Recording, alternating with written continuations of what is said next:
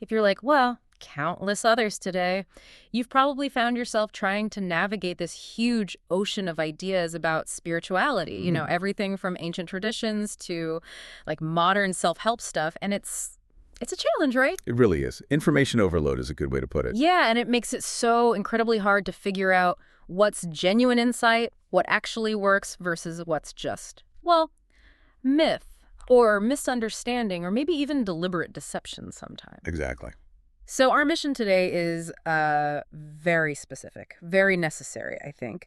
We're doing a deep dive into a set of sources that, quite frankly, define spirituality by showing what it isn't. That's the key focus. We want to help you identify the common mistakes, the fear, the blind faith, just the widespread ignorance, really, that often gets dressed up as, true spiritual seeking. And we're cutting straight to these core misconceptions that pop up across the general population. Yeah. It doesn't seem to matter about academic background either. Right. And look, this isn't about critiquing anyone's personal beliefs, not at all. No. It's about giving you, the listener, some, let's say, clinical clarity. So you can make sure your time, your energy is spent effectively, not wasted. So we'll be unpacking the data points, some surprising statistics, actually, and specific stories, anecdotes from these sources. And the goal? The goal is to really understand the stakes here.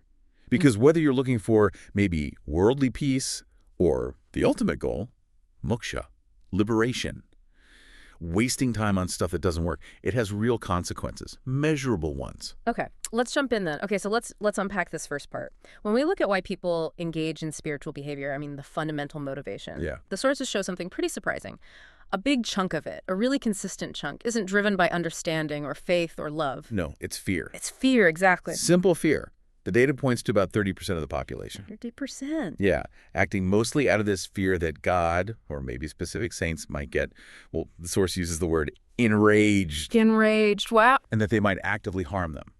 So it's not a relationship based on seeking truth or connection. It's more like a transaction, a defense mechanism against what they see as possible divine anger. Right, like taking out spiritual insurance just in case. Kind of, yeah. And you see this fear playing out in very specific ways in daily life, almost ritualistic ways. How so? Well, the source material talks about spiritual chain letters. You know the kind. Oh, yeah. Send this to 10 friends or else. Exactly.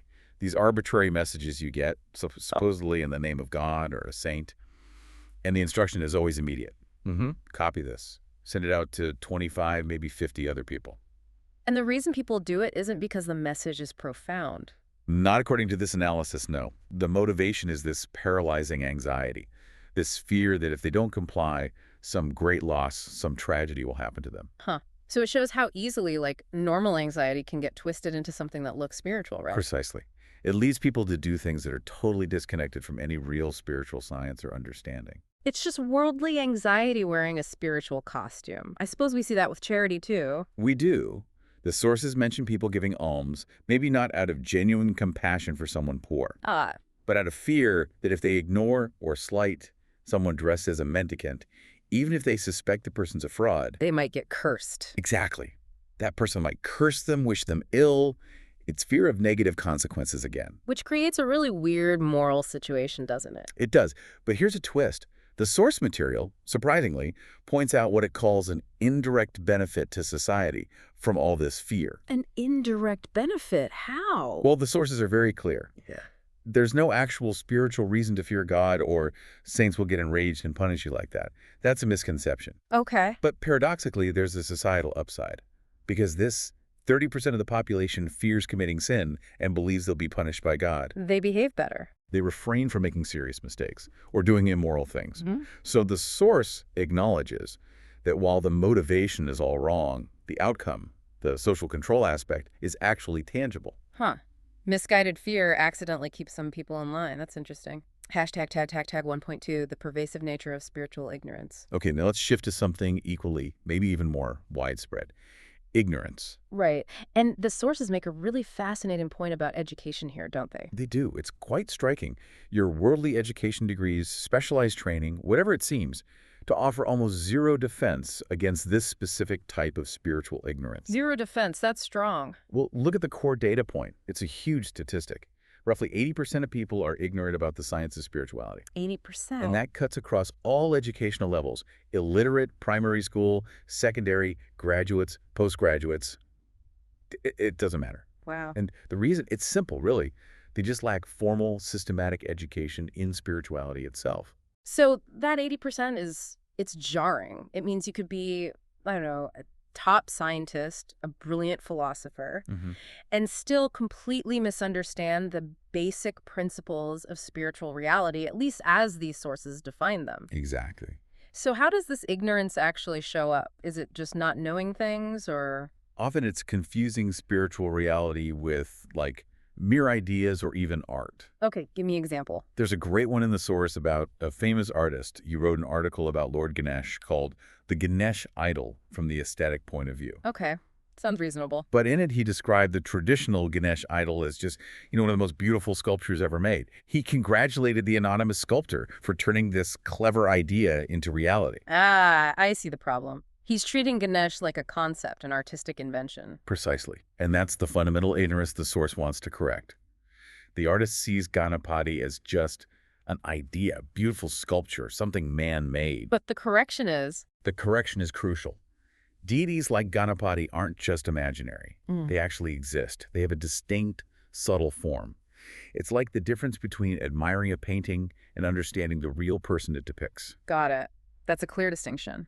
And we also see this ignorance play out when people focus only on the external practices, the rituals, instead of inner transformation. Right. There's a really good illustration involving Dr. Athavale. He was invited to give a spiritual talk in Mumbai. Okay. And the organizers, they were totally fixated on the external setup. They kept asking him, should we get a sharang that's like a small stool? Should the table have a saffron cloth?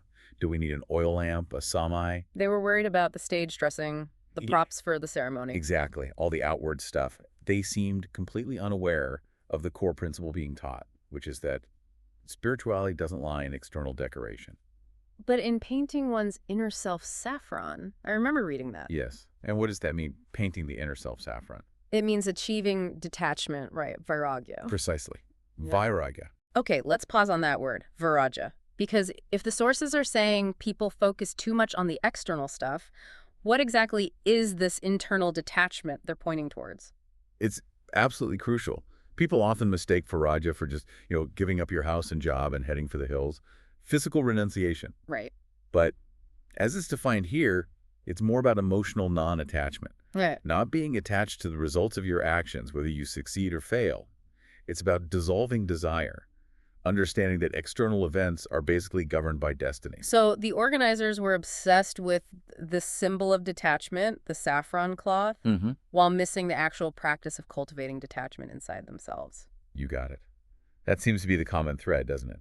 Whether it's fear or ignorance driving it, people keep mistaking the outward symbol, the container, for the actual internal substance of spiritual growth. Okay, so we've got fear driving about 30% and basic lack of spiritual education hitting 80%. Big numbers. Now let's look at what happens when people do get involved, but maybe with, well, blind faith or even cynical motives. Right. Blind faith, the sources put that at around 20% of people. 20%. And this is where it gets really interesting, you said, because it often looks like trying to find a spiritual loophole. Exactly. A way around personal accountability. The sources give a really potent example concerning Vrindavan. Okay, the sacred place in North India, associated with Sri Krishna. That's the one.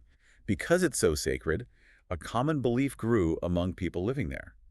If you die in Vrindavan, your soul automatically gets liberation. Moksha. Just automatically, by dying in the right zip code. That's the belief based on blind faith. Yeah. And it really highlights the danger, right? It confuses geography with actual spiritual merit or effort. So what's the counter-argument from the sources? It's based on a fundamental principle. Divine impartiality, cosmic justice. Yeah. Think about it. If just dying in Vrindavan guaranteed liberation, Then anyone could get it.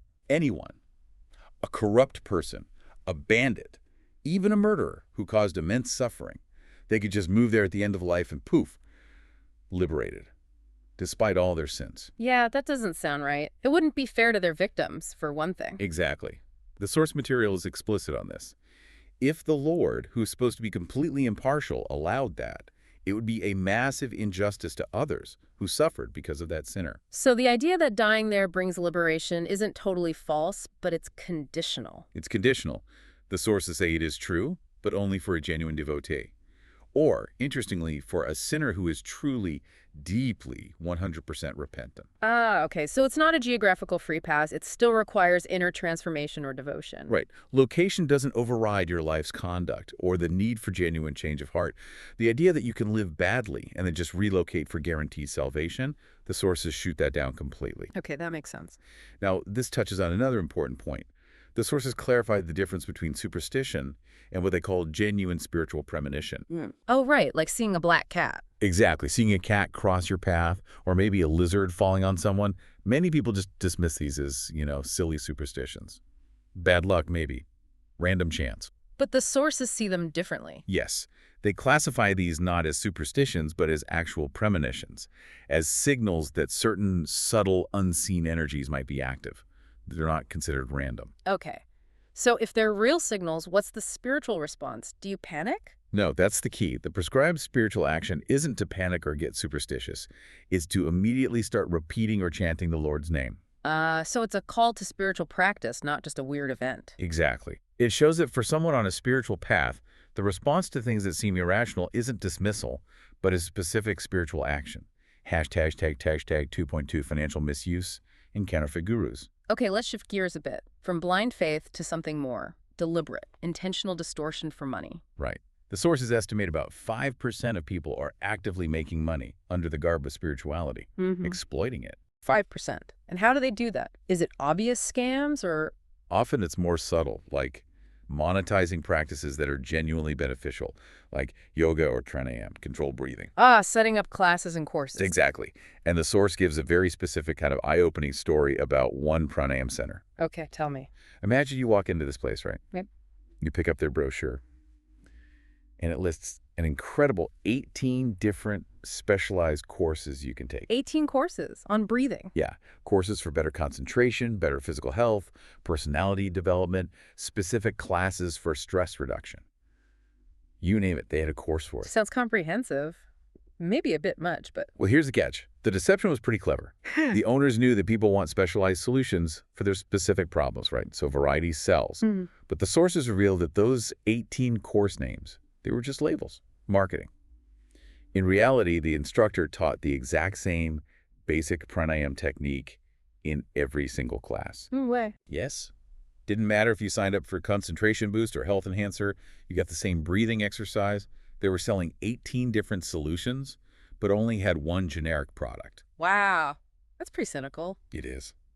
But the problem of deception goes much, much deeper than just commercial classes.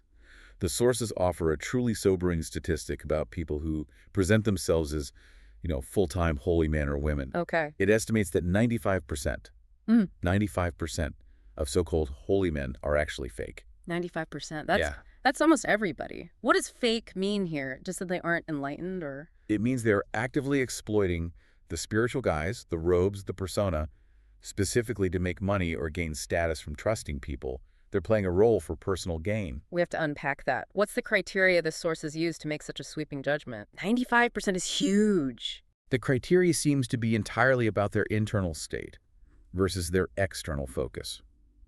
A genuine holy person, according to these sources, is someone truly dedicated to spiritual progress. That means working to dissolve their ego, practicing detachment, focusing inward. Okay. And the fake ones? The fake ones prioritize the external. The adornments, the money, the followers, the status.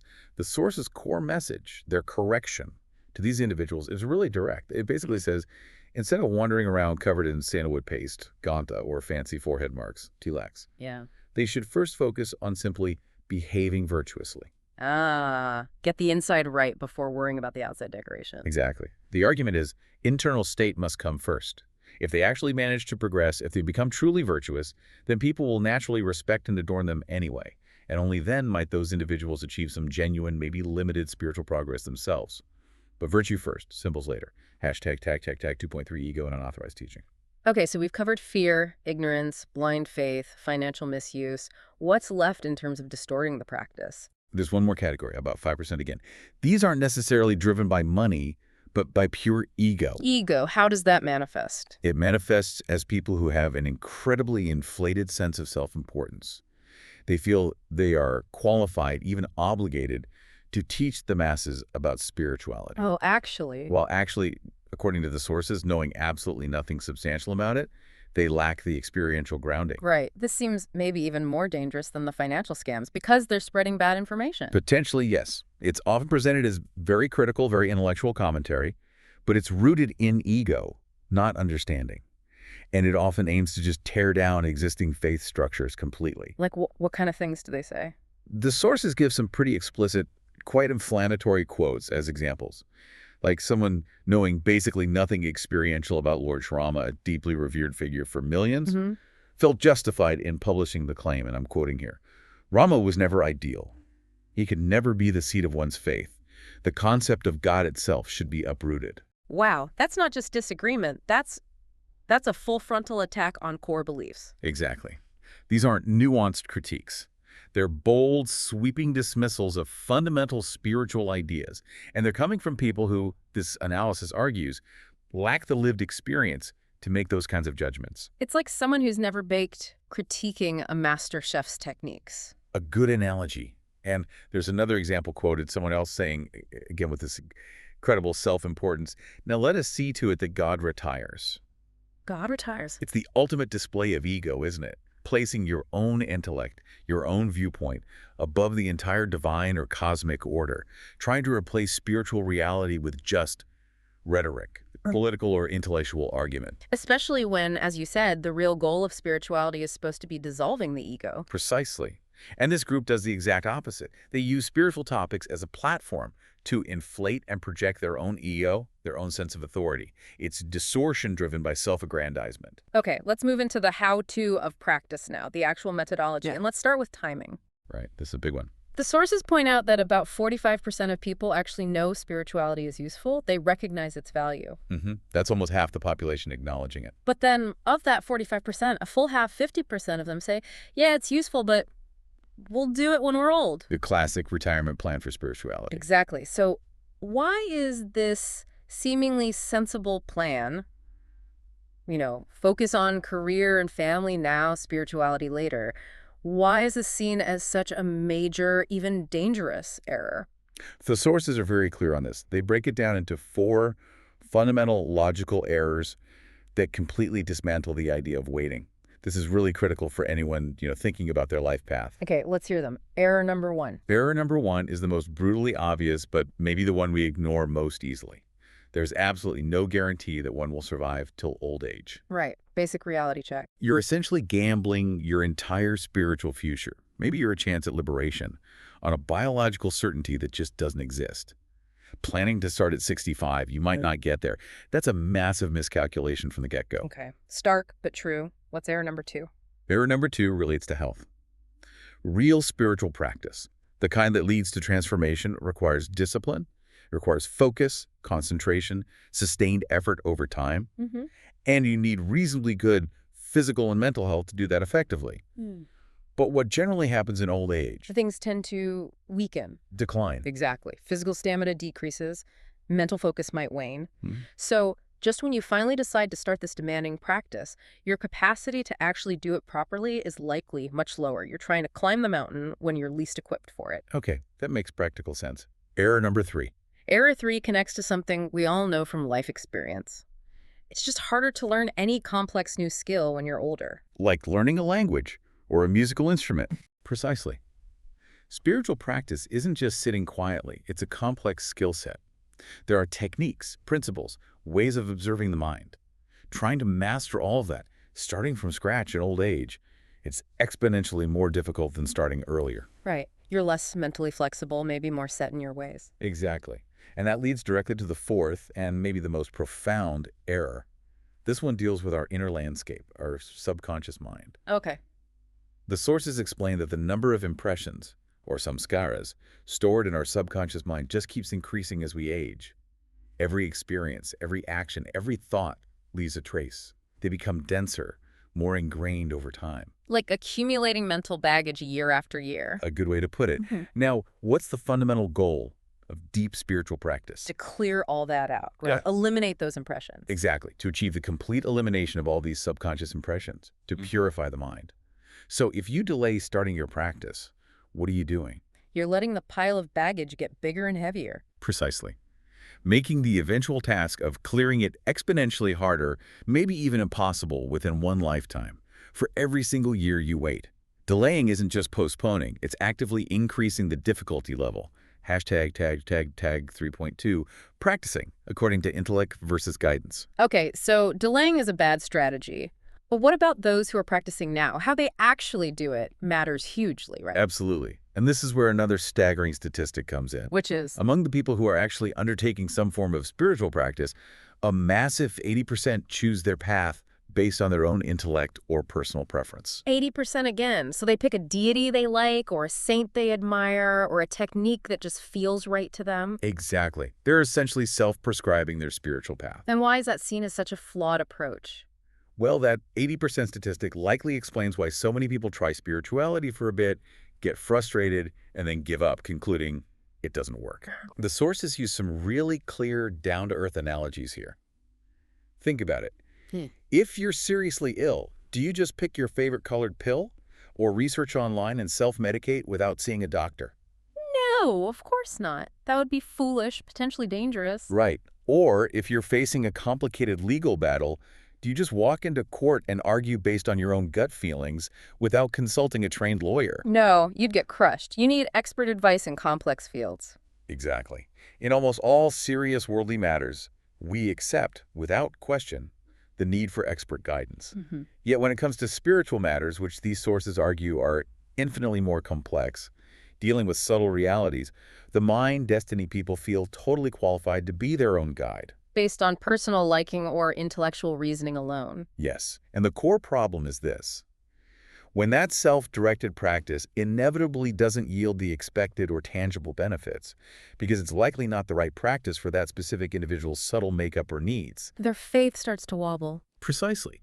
They start thinking, maybe this is all fake, or it doesn't work for me. When the actual error wasn't in spirituality itself, but in their initial choice of method, they chose badly because they chose alone. So the whole point of spirituality is to transcend the ego, the limited mind. Right. The aim is, in a sense, forgetting oneself, dissolving the ego. So how can you possibly achieve that if your starting point is practice based entirely on your own limited intellect and preferences? It's a contradiction in terms, isn't it? Yeah. Which is why the sources hammer this point home. Yeah. You absolutely need to practice either after really rigorous, systematic study of the spiritual science involved, or, much more effectively, practice under the direct, personalized guidance of what they call an evolved person, a genuine guru or guide who understands the science and can prescribe the right practice for you.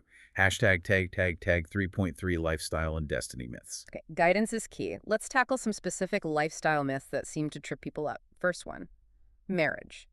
The data suggests 30% of seekers think they must stay unmarried to make real spiritual progress. This is a very common feeling. Marriage and family life are often seen as worldly entanglements, obstacles to renunciation. Like, you can't be truly dedicated if you have those responsibilities. Right. But the sources offer a really counterintuitive perspective on this. Which is? While many assume renunciation means physically retreating, like going off to a cave in the Himalayas, Yeah. the sources argue that you can actually make faster spiritual progress if you practice while living in society within the framework of family and work. Faster, huh? That seems backwards. Because, they argue, living in the world means you are constantly tested at every step. Every interaction, every challenge, every frustration is an opportunity to practice detachment, to observe your reactions, to work on dissolving the ego. So society is like a spiritual gymnasium. Provides the friction needed for growth. Exactly. A solitary life in a cave might be peaceful, but it offers far fewer opportunities to confront and overcome your ingrained patterns and attachments. Okay, that's one angle. What else? There's another layer. Remember the point about not practicing according to your own intellect? Yes. Well, deciding, I must remain unmarried, based on your intellectual idea of what spiritual progress requires. That's doing exactly what the sources advise against. The goal is to dissolve the mind and ego, not make decisions based on the mind's limited understanding.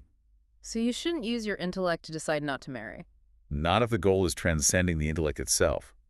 And then there's the inescapable factor of destiny. Ah, destiny again. Yes, the sources state quite plainly. If you are destined to get married, you simply cannot avert it through sheer willpower or intellectual decision-making alone. So trying to force yourself to stay single against your destiny is pointless. Worse than pointless. If you try and inevitably fail because destiny prevails, you end up feeling dejected. You feel like you've failed even at this basic level of self-control, which can damage your overall spiritual resolve. So the advice isn't get married or don't get married, but rather stop fighting destiny with your intellect. Exactly. Focus on the internal practice dissolving the mind, cultivating detachment, regardless of your external circumstances, whether married or single. Accept what comes. Okay, now another practical myth. The feeling that chanting, like repeating the Lord's name, interferes with daily duties. People feel they can't focus on work if they're chanting. Right. This feeling is described by the sources as absolutely ill-founded. Yeah. Basically, just wrong, based on incorrect observation. Why wrong? Does it actually help? Yes. The argument is the complete opposite of the myth. The sources state that regular chanting or repetition of the Lord's name actively increases your power of concentration. Increases it. Yes. It trains the mind to focus. So rather than being a distraction, this heightened focus actually enables you to accomplish worldly duties in a much better way. It's presented as an enhancement tool for your daily life, not a hindrance. Interesting. Better focus through chanting leads to better work. That's the claim. And linking back quickly to destiny, there's that final fascinating paradox we touched on earlier. The idea that believing in destiny doesn't make you a coward. Right. The source says the opposite. Exactly. It calls the person who truly accepts destiny the true brave one. Why brave? Because accepting destiny means acknowledging the limits of your own agency, your own free will. It means recognizing a higher governing order exists. That acceptance takes courage because it requires letting go of the ego's desire to be in complete control. And that acceptance is a step towards. It's seen as the essential first step towards becoming a saint because it removes that pride of authorship, that illusion that you are the sole doer, and it helps alleviate the constant frustration of fighting against outcomes that might be predetermined anyway. Acceptance is bravery in this view. Okay, so we firmly established that guidance is crucial. Self-directed practice based on intellect is, well, mostly pointless according to these sources. Right. The 80% statistic is pretty damning there. Which forces the question, what about the supposed guides, the people out there who are meant to be providing this spiritual direction? Priests, speakers, gurus, are they all reliable? Unfortunately, the sources suggest many seekers end up relying on guides who are themselves operating under significant misconceptions. Let's take priests first. Okay. Many priests, the sources find, are experts in ritualistic worship. The term used is karmakand. They know the mechanics inside out, every step, every prayer, every sequence, impeccable performers of the ritual. But crucially, they are often completely ignorant about the science behind the rituals. So they know how to do it, but not why it works or what subtle principles it's based on. Exactly. It's like, as you said before, performing surgery perfectly but having no grasp of anatomy or why the procedure is necessary. Yeah. The technical skill is there, but the underlying knowledge is missing. Okay. What about spiritual speakers, people giving talks, discourses, pravachan or kirtan, the terms used? Similar problem. Often, many of these speakers are very charismatic. They can speak eloquently, extensively, passionately about spirituality. But again, there's a but. Yes. They often do this without having any spiritual experiences themselves. They might be excellent scholars, brilliant communicators of theoretical knowledge learned from books. But they haven't actually walked the path and realized the truths they're talking about. Precisely. They're reporting from the map, not from the territory itself. And the danger there for a seeker is huge, isn't it? Enormous. People might easily mistake this eloquence and charisma for genuine spiritual attainment. They might think, wow, this person must be a realized guru. And then follow their advice diligently. Exactly. They undertake practice exactly as advised by this speaker. Yeah. But because the advice isn't grounded in realized experiential knowledge and isn't tailored to the seeker's specific needs, which requires deeper insight, They end up wasting their time. they risk wasting years, potentially many years, of their precious life performing spiritual practices that are ineffective or even totally inappropriate for them. It's a tragic waste of sincere effort. Which brings us then to the ultimate guide, the guru. What's the main misconception about the guru's actual role? The most pervasive misconception, the sources say, is that the guru is there to fix your worldly problems. Like a spiritual handyman, Solve my money issues, cure my illness, sort out my family drama. Exactly that. People approach the guru expecting solutions to their worldly obstacles, but the sources clarify very forcefully. The true guru has no relation with worldly obstacles. That's not the job description. So what is the guru's job description? What's the single focus? The guru is concerned solely and exclusively with the spiritual progress of the disciple. That's it, guiding them towards the dissolution of their ego, helping them navigate the path towards ultimate liberation, moksha. Worldly problems are seen as part of the disciple's destiny, which they need to endure and learn from, not something for the guru to magically erase. One mandate only. Spiritual progress, not worldly comfort. That's a tough distinction for many people to accept, I imagine. Very tough. It requires a fundamental shift in understanding the purpose of the relationship.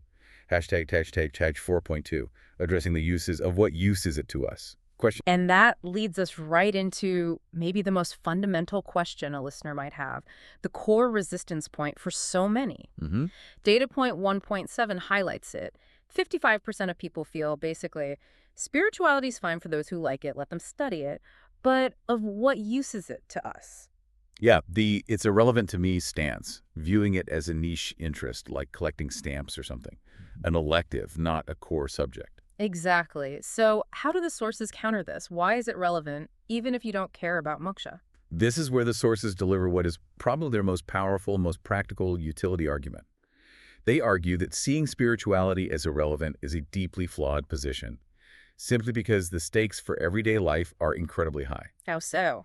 They detail a truly stunning finding about the root causes of suffering in the average person's life. Okay. They state that only about 20%, just 20%, of the physical and psychological problems an average person experiences are caused by purely physical or psychological factors in the present life. Things Things like obvious physical injury, bad diet, genetic predispositions, or problems caused directly by your own willful actions in the here and now, what the sources call kriyaman karma. Only 20% stem from these visible, immediate causes. Okay. So if only 20% comes from that, Yeah. where does the other 80% of our suffering come from? Headaches, chronic pain, anxiety, depression, all that stuff. According to this analysis, the remaining 80% of an individual's chronic physical and psychological distress is caused by spiritual factors alone. Spiritual factors, like what exactly? This includes the unfolding of past destiny, prarabdha karma, unresolved subtle impressions from past lives carried in the subconscious mind, and sometimes the influence of subtle negative energies, or what's broadly termed spiritual distress, things operating beyond the reach of conventional medicine or psychology. 80% spiritual root cause. That changes everything, doesn't it? It's the core utility argument. We really need to pause and let that sink in, translate that data for you, the listener, looking for practical takeaways. Please do.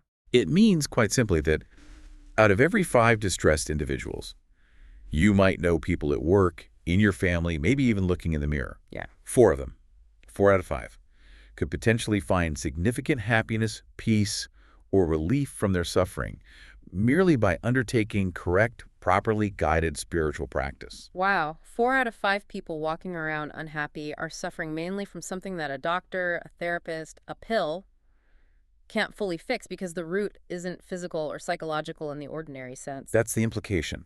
The root cause is predominantly spiritual, so the most effective solution must also be spiritual. This puts the relevance of spiritual practice into a huge, intensely practical context, even if you're only seeking worldly well-being. So even just for coping better in this life. Exactly. From a purely worldly perspective, spiritual practice significantly enhances your capacity to endure destiny, to handle the inevitable ups and downs with more resilience and peace by addressing those subtle root causes. And for the ultimate goal, liberation. For that ultimate goal, moksha, final liberation, the sources are absolutely adamant. There's simply no substitute for spirituality. It's the only path that leads all the way. Hashtag 4.3, why spiritual secrecy exists. Okay, that 80% figure is definitely a game changer for relevance. Before we wrap up, maybe we should briefly touch on one more structural point. The idea of spiritual secrecy. Yes. Why isn't all this profound knowledge just shouted from the rooftops? Right. Especially in some traditions, like Aritarma mentioned in the source, there's this element of keeping things hidden. Some people dismiss that as just, arbitrary exclusion or elites trying to keep knowledge to themselves. idle talk. It's an important point because it addresses the structure of how spiritual knowledge is transmitted or not transmitted. The sources reference the justification given by Saint Sri Gulabhrav Maharaj. He outlined 3 specific reasons why a certain level of secrecy is necessary and purposeful. Okay, what were his reasons? First, he pointed out that the true, deep, subtle meaning of Vedanta, the ultimate spiritual knowledge, simply cannot be grasped properly just by reading books, no matter how many holy texts you study. It requires experience. Realization. Exactly. The depth comes from direct experience, which reading alone can't provide. Yeah. So broadcasting the highest truths too widely is pointless if people can't actually understand them experientially. Okay, reason 2. Second, secrecy helps prevent sacred knowledge from falling into the wrong hands, meaning into the hands of those who lack the spiritual authority or readiness for it. Sure. Like people who just read texts and then set themselves up as teachers without having actually done the practice, without having achieved any level of realization themselves. We talked about those speakers earlier. Right. If the knowledge is too easy to get, you get unqualified teachers spreading superficial versions. Precisely. The knowledge loses its transformative power. It becomes just another commodity. Makes sense. And the third reason for secrecy. The third reason is perhaps the most cautionary. When true spiritual knowledge is revealed improperly or given to people who aren't ready, aren't prepared for its implications. Yeah. They often misunderstand it so badly that they wrongly conclude that ordinary worldly life, with all its attachments and illusions, is actually more valuable than the spiritual path. Wow. So revealing truth badly can actually push people away from spirituality. That's the danger. Yeah. It completely defeats the purpose of the spiritual pursuit itself. Mhm. So, in this view, secrecy isn't about exclusion. It's about protecting the integrity and the ultimate aim of the knowledge, ensuring it helps rather than harms. Hashtag tag tag tag 4.4, the misinterpretation of seekers. Okay, that clarifies the secrecy aspect. Let's end our look at misconceptions with how people on the outside, the non-seekers, often misunderstand those who are seriously on the path. Ah, yes, the final anecdote from the sources is incredibly powerful here. The story of the lady seeker whose husband was murdered. That's the one. It's tragic, but deeply illustrative. Her husband was murdered. A horrific event. Hmm? But because of her years of spiritual practice, her developed spiritual state, she met this awful tragedy with a remarkable degree of calm acceptance. She understood it, tragically, as her husband's destiny unfolding. Okay, so she was internally processing it through a spiritual lens. Yes. But how did this calmness appear to outsiders, to the police, to her neighbors? They must have found it strange, unnatural. Worse than strange. It was catastrophically misinterpreted. The police immediately suspected her. They thought her lack of outward hysterical grief meant she must be guilty. Oh my goodness. Her neighbors whispered that she clearly didn't love her husband, or perhaps her grief was just delayed, bottled up, because she wasn't performing the expected, conventional displays of utter despair and breakdown. So her actual spiritual strength, her detachment, was seen as coldness, guilt, or lack of love. Exactly. It perfectly captures the chasm between measuring emotion by conventional worldly standards versus understanding genuine spiritual detachment for Raja. Her calm acceptance was the hard-won result of her spiritual progress, her increased ability to endure destiny, to remain centered amidst profound loss. But people who only understand emotion through outward displays, through drama, they simply couldn't comprehend that kind of deep internal peace in the face of tragedy. So they projected their own expectations and lack of understanding onto her. Yes, leading them to suspicion, confusion, judgment. It starkly highlights the massive gap in perception. When someone achieves real spiritual detachment, to those still immersed in worldly reactions, it can look completely alien, even suspicious, like coldness or guilt when it's actually strength. Hashtag outro. Wow. Okay, this has been an incredibly detailed deep dive. We've really covered a lot of ground on these spiritual misconceptions. We certainly have. Everything from that 30% acting out of fear, the huge 80% spiritual ignorance across all education levels, the frankly shocking 95% estimate of fake gurus, to those 4 key errors people make when they decide to delay spiritual practice until old age.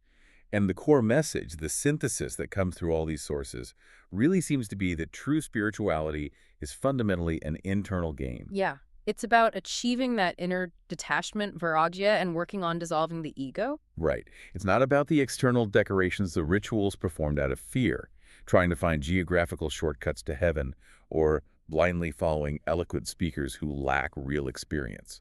So understanding these common pitfalls, these misconceptions we've discussed, That's really the essential first step for you, the listener, isn't it? It's the shortcut, in a way, because it helps ensure that your precious time, your valuable energy, isn't poured down the drain on ineffective practices or fear-based rituals or following advice from people who are, frankly, lost themselves.